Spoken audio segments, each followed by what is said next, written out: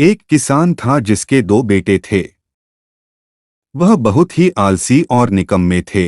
वह अपने पिता को कामकाज में हाथ बटाने के बजाय आलस किया करते थे, इधर उधर घूमते फिरते थे।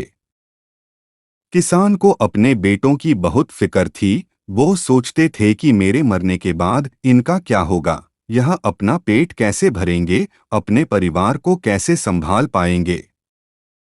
एक दिन किसान की हालत बहुत ही गंभीर थी। कहने का मतलब किसान मरने की हालत में था।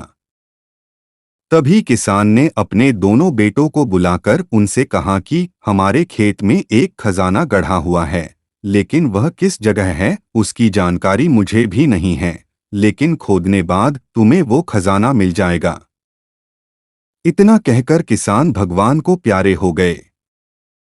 खजाने की खबर सुनकर दोनों बेटों के मन में लालच आ गया और वो दोनों खेत पर चले गए और खेत को खोदने लगे। खजाने के लालच में कुछ ही दिनों में पूरे खेत को खोदने के बाद वह घर जाकर बैठ गए और वह अपने पिता को कोसने लगे। इसी तरह कुछ महीने बीत गए और वर्षा ऋतु का आगमन हुआ। किसान के बेटों के पास पेट भरने के लिए सिर्फ एक ही जरिया था, वो है खेती। तब बाकी किसानों की तरह किसान के बेटों ने खेत में बीज बोने शुरू कर दिए।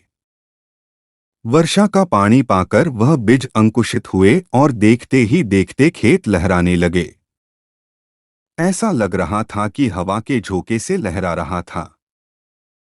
यह देखकर किसान के बेटे बहुत खुश हो गए। उनको समझ आ गया कि परिश्रम ही सच्चा धन होता है, और वो उसी तरह से अपने पिता के शब्दों का मोल भी समझ गए और अपने कामकाज में लग गए।